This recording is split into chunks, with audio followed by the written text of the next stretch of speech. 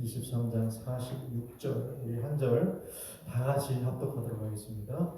예수께서 큰 소리로 불러 이르시되 아버지 내 영혼을 아버지 손에 부탁하나이다 하고 이 말씀을 하신 후 숨지시니라. 아멘. 우리 앞에 옆에 계신 분들에게 반갑게 인사하겠습니다. 네. 우리 마더스데이 축하합니다. 행복한 마더스데이 되세요. 이렇게 한번 할까요? 네. 물론 마더스데이지만 우리 부모님들, 가정의 부부들 다 축하를 드립니다. 최정 시사님 기도 가운데에 복음 외에는 자랑할 것이 없는 교회. 참 들으면 참 은혜가 되지만 또 도전이 되기도 하고 정말 복음 외에는 자랑할 것이 없으면 좋을까? 그런데 복음만이 우리에게 자랑이 되는 교회, 그런 다음 교회가 되었으면 좋겠습니다. 다음 교회가 이제 6년을 지나서 이제 7년째를 지나가고 있는 세월입니다. 참 그 세월 동안 돌아보니까 또 감사한 것 뿐인 거죠. 감사한 것 뿐입니다. 그러니까 한 해 한 해 5월 둘째 주가 올 수 있다는 것만으로도 너무나 감사한데요. 그래서 이 다음 교회 설립 기념주를 맞이해서 예수님이 십자가에서 하신 마지막 말씀, 이 말씀을 나누게 돼서 얼마나 감사한지거든요.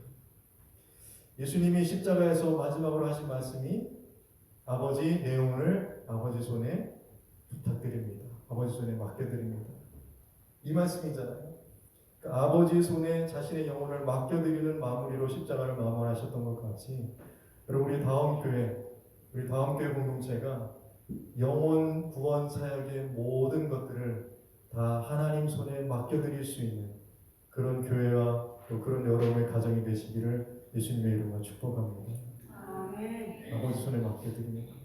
아버지 손에 맡겨드립니다. 그래서 이 말씀을 가지고 오늘 은혜를 나누고자 하는데요. 이 십자가에서 마지막 말씀을 살펴보면서 어떤 은혜가 있을까? 먼저 살펴볼 것은 예수님이 이 말씀을 하실 때에 큰 소리를 불렀다. 큰 소리로 불렀다. 여러분 어떻게 보면 이것은 그냥 대수롭지 않은 것까지 넘어갈 수 있는 것 같은데 큰 소리로 불렀다라는 걸 가만히 생각하면 여기에 굉장한 하나님의 또 은혜가 있다는 걸 우리가 발견하게 되는데요. 여러분 큰 소리로 불렀다. 왜 예수님은 큰 소리를 내셨을까? 왜 예수님은 큰 소리를 내셨을까? 여러분 한번 생각해 보세요. 예수님은 지금 십자가에 못 박히신 지 몇 시간이 지난 겁니까? 약 6시간 동안 십자가에 매달리신 거 그렇잖아요. 그 전부터 다 하면 수많은 시간을 피곤과 아픔과 고통, 피와 물을 다 쏟으신 상태입니다. 또 큰 소리를 낼 기력이 있다라고 볼 수가 없어요. 그렇죠? 큰 소리를 낼 수 있는 기력이 없습니다. 그냥 이 말씀은 우리가 생각해도 조용히 해도 될 말씀일 것 같아요. 근데 왜 이 육신의 한계를 뛰어넘으면서까지 큰 소리를 내셨던 걸까? 여기에는 좀 의도가 있지 않을까? 우리는 그렇게 생각해 볼 수 있거든요. 여러분 이렇게 생각해 보셨는지 모르겠는데 이렇게 예수님이 큰 소리를 낸 것은 하나님이 듣기를 원하셨을까요? 아니면 사람들이 듣기를 원하셨을까요?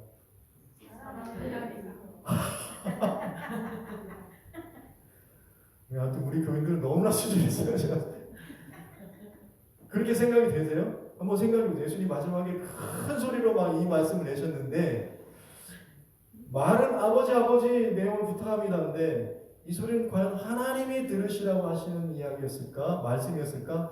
아니면 좀 사람들이 들었으면 하는 말씀이었을까?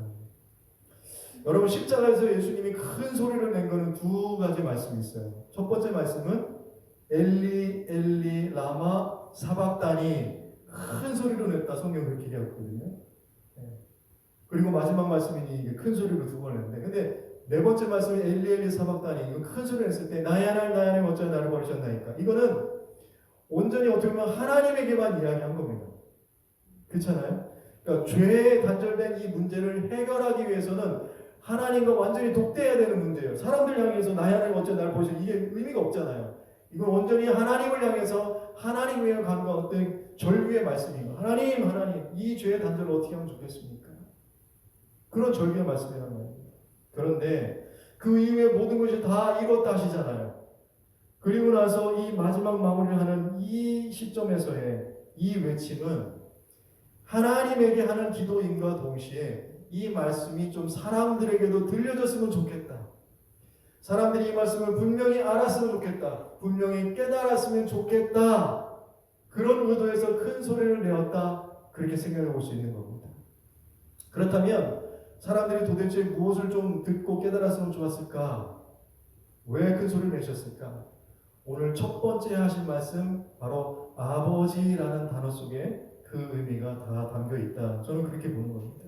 이게 무슨 말이냐면 하나님은 나의 아버지 되신다는 예수님의 아버지이셨다는 것을 사람들에게 분명히 선포하기를 원하셨던 거예요.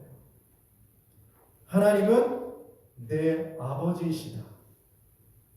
이것을 사람들에게 분명히 들리게 하고 깨닫게 하시고 싶은 그 말씀, 그 원함, 그 의도가 십자가의 마지막 의도였다라는 것입니다. 여러분, 예수님은 하나님을 늘 아버지라고 부르셨어요. 늘 아버지라고 부르셨습니다. 성경을 보면요, 사복음서에서 기록된 것 중에 예수님이 가장 첫 번째 하신 말씀이 뭐라고 생각이 되세요? 성경에 기록되어 있는 것 중에 예수님이 가장 첫 번째로 하신 말씀이 뭐냐면 누가복음 2장 49절 말씀입니다. 예수께서 이르시되 어찌하여 나를 찾으셨나이까? 내가 내 아버지 집에 있어야 될 줄을 알지 못하셨나이까? 라는 말이에요. 예수님이 12살 되었을 때에 예루살렘 올라가시잖아요. 근데 잊어버렸다가 다시 찾아오니까 성전에 있을 때 예수님이 하신 말씀이, 그렇죠? 12살 때 하신 말씀이 성경에 가장 기록된 예수님 첫 번째 하신 말씀이에요. 그러니까 신약성경 사복음서에 기록된 예수님이 가장 첫 번 하신 말씀은 하나님이 내 아버지이시다. 그 아버지 집에 내가 있어야 된다. 그걸 가장 첫 번째로 하신 말씀이었다는 것입니다. 그리고 산상수훈에서는 17번이나 하나님을 아버지라고 부르세요. 그리고 요한복음 14장과 16장에서 여러분 집에 가셔서 한번 동그라미 하면서 쳐보세요. 세워보세요. 14장과 16장 이 사이에서 제자들에게 마지막으로 말씀하시는 동안 아버지를 몇 번이나 말씀하시냐면 무려 45번이나 아버지, 아버지, 하나님의 아버지다. 그렇게 이해하십니다. 그리고 이어지는 요한복음 17장에서는요. 예수님이 이 땅에 하신 마지막 중보기도장 아닙니까? 중요하다. 요한복음 17장 중보기도장 아닙니까? 근데 거기에서는 무려 아버지라는 단어를 38번이나 사용한 거죠. 그러니까 그 기도에 보면 한번 17장 적으면서 아버지, 아버지, 아버지, 아버지께 아버지, 아버지, 아버지, 아버지께 온통 아버지로 도배되어 있습니다. 그리고 신약성경 사복음에서 예수님께서 하나님을 아버지라고 한 표현이 무려 144번이나 된다는 거예요. 그러니까 하나님은 늘 하나님, 예수님은 늘 하나님을 아버지라고 부르셨습니다. 그리고 여러분이 잘 아시다시피 십자가에 못 박히셔서 첫 번째 하신 말씀이 뭡니까? 아버지, 저들을 사하여 주옵소서. 아버지라는 말씀 가장 첫 번째 하세요. 그리고 십자가에서 마지막 하시는 말씀 또한 아버지, 내 영혼을 아버지 손에 부탁드립니다. 그러니까 십자가에서 첫 번째 하신 말씀도 아버지로 시작해서 십자가에서 마지막 하신 말씀도 아버지로 마무리를 하고 있다는. 그러니까 이 아버지란, 하나님을 아버지라고 부르는 호칭이 얼마나 중요한 호칭인지 모릅니다. 게다가 요한복음 5장 18절 보시면 유대인들이 이로 말미암아 더욱 예수를 죽이고자 하니 이는 안식일을 범할 뿐만 아니라 하나님을 자기의 친아버지라 하여 자기를 하나님과 동등으로 삼으심이로라. 이렇게 되어 있어요. 유대인들이 왜 예수님을 죽이려 했는가? 두 가지 이유가 있다는 것. 첫 번째는 안식일을 범했다는 것과 두 번째는 뭡니까? 하나님을 친아버지라고 부른다는 거예요. 그 이유 때문에 십자가. 그러니까 예수님이 하나님을 아버지라고 호칭한 그 이유 때문에 십자가를 지게 된 거예요. 그리고 그 십자가에서 첫 번째 하신 말씀의 시작도 아버지이고 마지막에 하신 말씀도, 마무리하신 말씀도 아버지라는 거예요. 그러니까 하나님을 아버지라고 부르는 이 호칭은 십자가의 구원의 은혜가 성취되는 과정의 시작이고 마지막이다 라고 얘기할 수 있는 것입니다. 그렇죠? 하나님을 아버지라고 부르는 이 호칭은 십자가의 구원의 은혜가 성취되는 시작인과 동시에 마지막이라는 것입니다. 그래서 하나님을 아버지라고 부르는 이 호칭은 예수님에게뿐만 아니라 예수 믿는 저와 여러분에게도 너무나 중요한 호칭이 되는 것입니다. 그래서 이 아버지는 구원의 호칭이며 십자가의 은혜의 호칭이며 십자가의 도가 믿는 자들에게 하나님의 능력이라 했다면 이 하나님을 아버지라고 부르는 것은 능력의 호칭이 되는 것입니다. 여러분 학자들의 좀 말을 빌려보면요, 이 호칭이 얼마나 중요한가 우리에게 있어서. 신약학자인 요아킴 예레미야스는 이렇게 얘기합니다. 많은 유대 문헌을 연구해보고 검토해본 결과를 이렇게 얘기하는데요. 예수님 당신께서 하나님을 아버지라고 부른 사람은 예수님 외에는 한 사람도 없었다. 그리고 예수님처럼 기도 시간에 하나님을 아바라, 아바 아버지라고 부른 사람도 없었고, 또 예수님처럼 제자들을 보고 기도할 때에 하나님을 아버지라고 부르라고 가르쳐 주신 분도 없었다라는 거예요. 그리고 호레이스 부슈넬이라는 사람은요, 만약 예수 그리스도의 모든 역사 가운데 놀라운 교훈들이 없었다 하더라도 하나님이 우리 아버지라고 가르치신 것만으로 그는 인류 최대의 교사일 것이다. 마틴 루터는요, 우리가 하나님께 대하여 생각할 수 있는 최상의 이름은 뭡니까? 아버지이시다, 이것입니다. 그러니까 여러분, 오늘 우리에 있어서도, 우리 다음 공동체에서도 이 하나님을 아버지라고 하는 이 호칭의 감격과 능력이 다시 한번 회복되기를 축복합니다. 하나님 아버지. 오늘 마더스데이인데 왜 아버지를 자꾸 강조하십니까? 그래서 좀 기분이 안 좋으신 그런지 모르겠는데, 여러분, 이 아버지, 하나님을 아버지라고 부르는 이 아버지, 이 호칭은요, 저는 남성에게만 붙여진 그 남성성적인 어떤 호칭이 아니라 가정적인 호칭이라고 보는 겁니다. 가정적인 호칭, 아버지. 그렇기 때문에 거기에는 부모의 의미가 다 들어가 있는 거예요. 그럼 목사님, 그럼 어머니 하나님이라고 불러도 되겠네요? 뭐 그럴 수는 있겠죠. 하나님 아버지, 하나님 어머니, 뭐 큰 의미, 뭐 차이는 없겠지만, 그런데 꼭 굳이 그렇게까지 해야 될까? 저는 그렇게 봅니다. 성경에는 어머니에 대한 그런 성품들, 하나님의 성품들이 많이 나와요. 부인하는 게 아닙니다. 근데 꼭 굳이 우리가 하나님 아버지를 하나님 어머니라고 꼭 불러야 될까? 요즘 페미니즘 시대인데 그렇게 여성의 어떤 그런 성을 좀 강조해서 너무 가부장적인 것을 벗어나서 그렇게 불러야 되는 거 아닌가? 그렇게 얘기한다면 저는 꼭 그렇게까지 해야 되겠는가? 저는 그렇게 묻고 싶어요. 왜냐하면 그 의미 속에 이미 다 가정적 호칭의 의미가 다 들어가 있다고 보기 때문입니다. 그래서 여러분, 하나님을 어머니 하나님이라고 부르는 이단 있잖아요. 하나님의 교회. 안상홍 증인 하나님의 교회. 이거 진짜 교회가 아니에요. 지금 교주가 장길자잖아요. 그 장길자를 어머니 하나님, 또 뭐라고 부르냐면 하늘 어머니, 새 예루살렘 하늘 어머니 이렇게 부릅니다. 근데 웃긴 게 그들이 가지고 있는 근거도 성경에서 나오고 있는데, 어떤 말씀이냐면 갈라디아서 4장 26절 말씀이에요. 잘 보세요. 오직 위에 있는 예루살렘은 자유자니 곧 우리 어머니라. 이 어머니가 장길자다 이거예요. 그래서 우리는 아버지 하나님을 믿어야 될 뿐만 아니라 이 어머니 하나님도 믿어야 구원받는다, 이렇게 해요.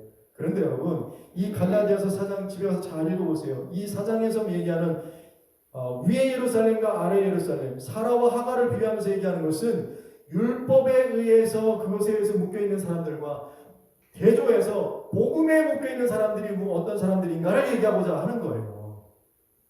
예루살렘 어머니, 하나님 어머니를 얘기하고 싶어서 얘기하는 것이 아니라 그걸 얘기하니까 잘못 해석하는 거죠.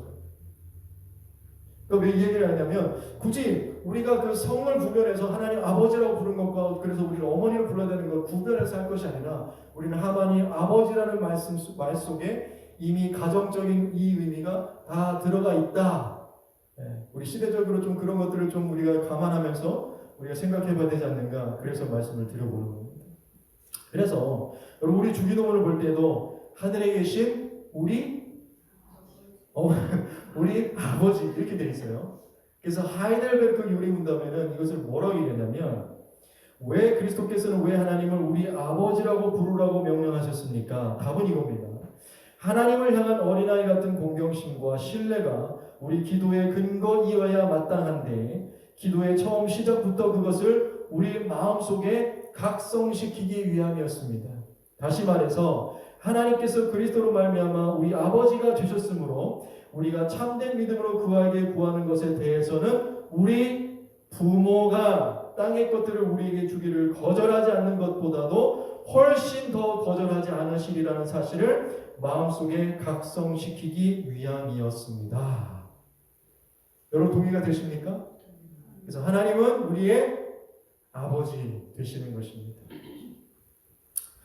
자, 그런데 우리가 좀 생각해 볼 문제가 있는데요. 예수님이 이렇게 처음부터 마지막까지 하나님을 아버지라고 부르셨는데, 그런데 이 십자가에서 하신 아까 우리가 했던 네 번째 말씀, 엘리 엘리 라마 사막다니, 이걸 번역하면 어떤 번역입니까? 나의 하나님 어찌하여 나를 버리셨나까지는 왜 나의 아버지라고 하지 않고 나의 하나님이라고 하셨을까?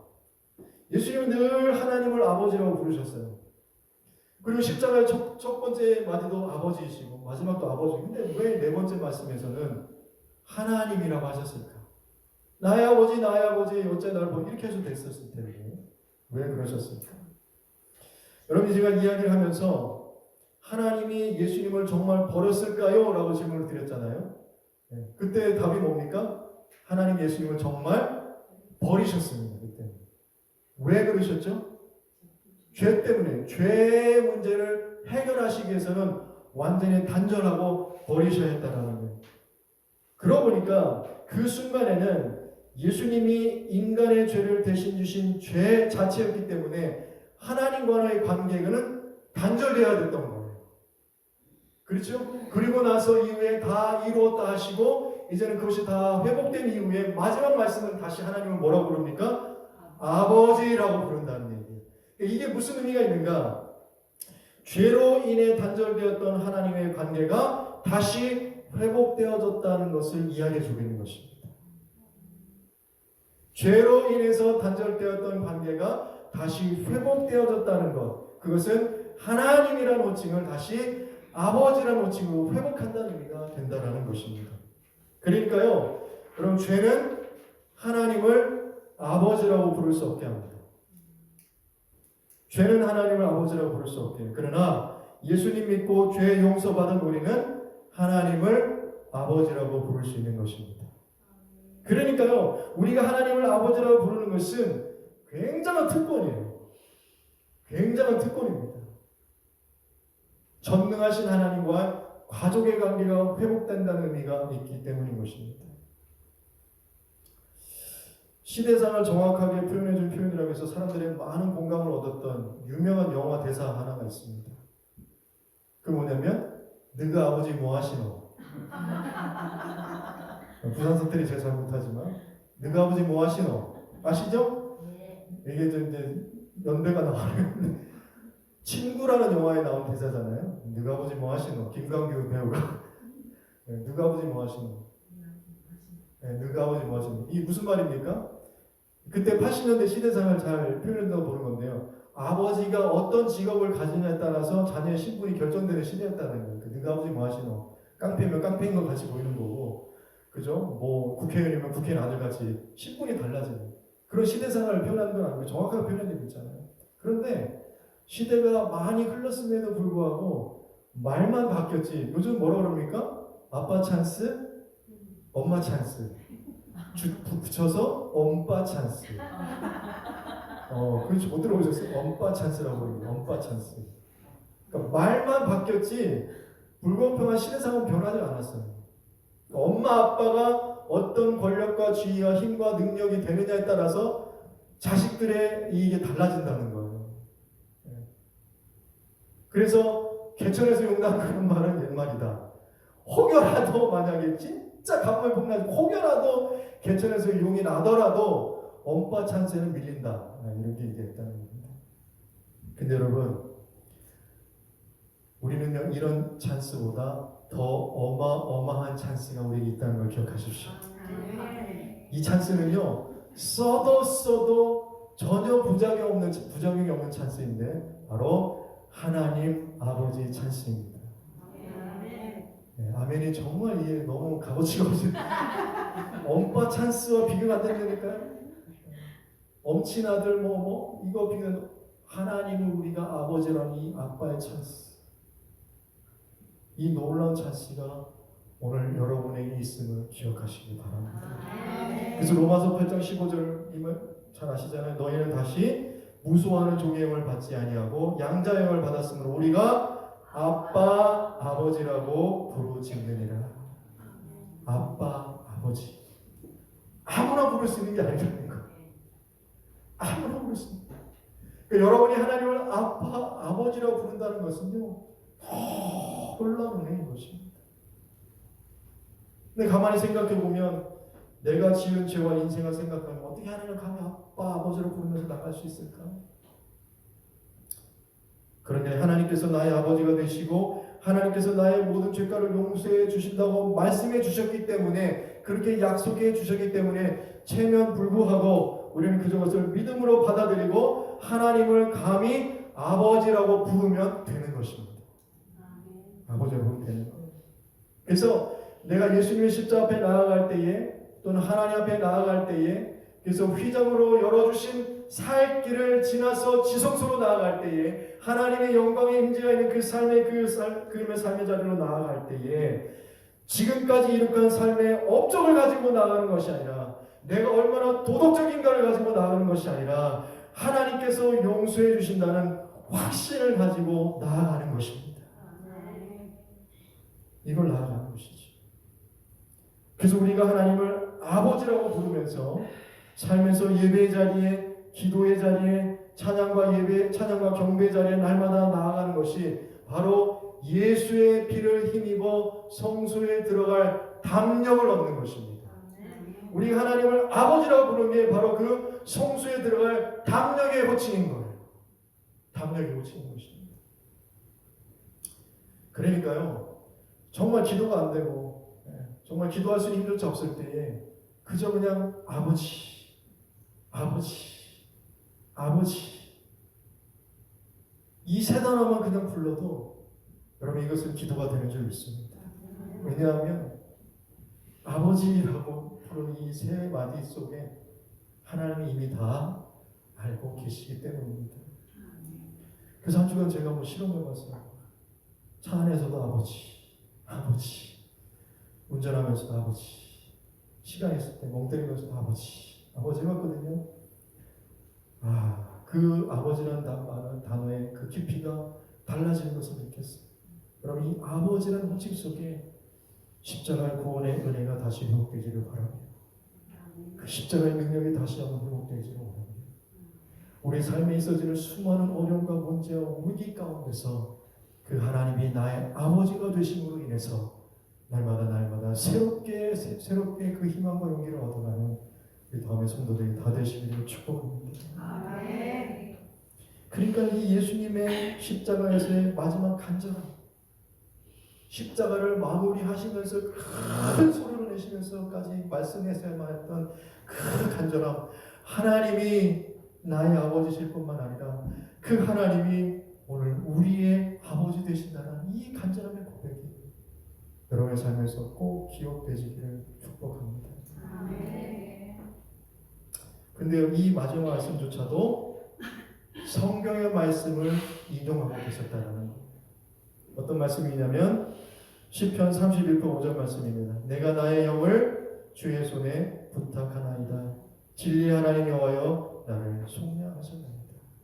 그러니까요, 예수님께서 십자가를 마무리하시면서 하셨던 마지막 말씀도 숨이 껄떡껄떡 넘어가다가 그냥 어찌할 수 없어서 그냥 그렇게 막 터져나온 말이 아니라 자신의 마지막 순간까지도 하나님의 말씀을 이루기 위해서 죽는 순간까지도 자신의 지금의 이 상황을 완전히 통제하고 성취하고 계셨다는 거예요.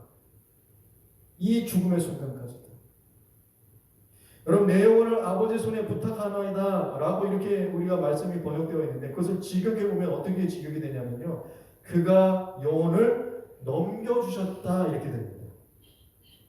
내 영혼을 아버지 손에 부탁하나이다가 그가 영혼을 넘겨주셨다는 거예요. 그러니까 이것은 어쩔 수 없이 내가 죽으면서 그냥 부탁합니다 이렇게 얘기한 게 아니라 주체적으로 예수님이 그 영혼을 넘겨주신 거예요. 그리고 그것조차도 하나님의 말씀을 이루기 위해서 하신 말씀이라는 것입니다. 그리고 이와 비슷한 상황을 마태복음은 또 이렇게 기록하고 있는데요. 마태복음 27장 50절인데요. 예수께서 다시 크게 소리 지르시고 영원히 떠나시니라 이렇게 되어 있죠. 영원히 떠나시니라.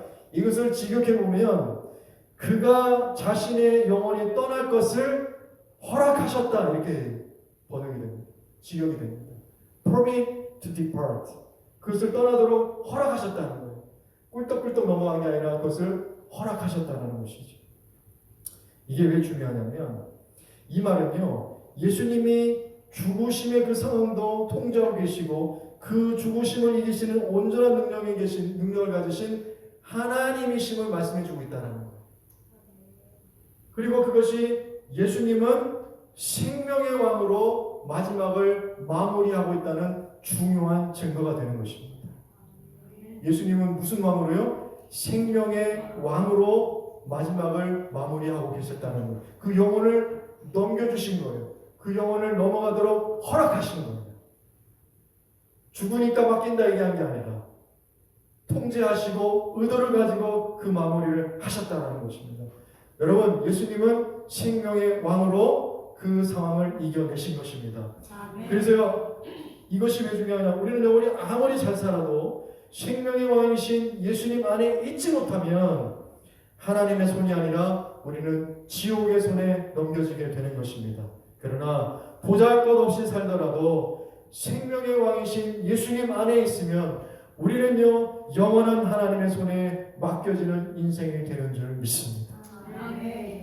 죽음까지도 통제하시고 죽음까지도 이기신 그 생명의 왕이신 예수님 안에 우리가 있다면 여러분, 우리의 모든 것들을 다 하나님께 맡길 때에 우리의 삶의 상황이 어떠든 간에 그 상황이 얼마나 어렵고 그 상황이 얼마나 무섭고 두렵든 간에 여러분, 그 상황 가운데서 하나님은 생명으로 우리를 회복하시고 인도해 주신다는 거예요. 이것이 예수님이 말씀하신 마지막 말씀의 의미인 것입니다. 바라기는 그런 우리 다음 교회가 되기를 바랍니다. 이제는 7년의 시간을 향해 가고 또 그 앞으로의 시간을 향해서 나아갈 때에 바로 하나님께 다 맡겨드림으로 인해서 하나님의 그 예수의 그리스도의 생명으로 우리를 날마다 회복하시고 그런 다음 공동체뿐만 아니라 그런 우리 다음의 가정들이 되어서 하나님의 큰 영광이 선포되는 우리의 귀한 공동체가 되기를 바랍니다. 그래서요, 이것이 우리에게 마음과 영혼의 진정한 피난처가 되는 것입니다. 여러분의 가정의 상황, 직장의 상황, 교회의 모든 상황 주님께 맡겨드립시다. 다 죽어가는 것 같고 다 꺼져가는 것 같고 다 꺾어진 것 같이 보이지만 자세히 살펴보면 그것은 하나님이 다 인도해 주시고 하나님의 손에 붙드시고 계심을 우리는 믿기를 바랍니다. 그래서 그 무엇보다 우리의 삶이 하나님을 향하게 되기를 바라죠. 그것도 중요한 뿐만 아니라 무엇보다도 우리의 영혼이 하나님 손에 맡겨지는 이 일에 우리가 더욱더 열심을 낼 수 있게 되기를 바랍니다. 말씀했습니다. 우리는 문제가 가득한 세상 속에서 살아가고 있습니다. 죽음의 문제는 그 문제들 중에서 우리는 어떻게 할 수 없는 문제인 것 같아요. 뿐만 아니라 삶에서도 많은 시행착오와 유혹들이 있습니다. 그래서 우리 영혼은요, 사방의 위협으로 둘러싸여 있습니다. 사방의 위험과 도처에 우리를 유혹하려는 사단의 괴계로 둘러싸여 있습니다. 그러나 이런 폭풍 속에도 안전한 항구가 있음을 기억하십시오. 바로 우리가 아버지라고 부를 수 있는 하나님의 손이 그 손에 우리의 모든 것들을 맡겨드릴 수 있게 되기를 바랍니다. 그래서 이 아빠 찬스를 이겨내며 살아가는 아버지 다 아시지요. 아버지, 내 모든 것들 다 주께 맡겨드립니다. 그러면서 승리하는 여러분 되시기를, 그렇게 살아가는 우리 다음에 모두가 되시기를 예수님의 이름으로 축복합니다. 아멘.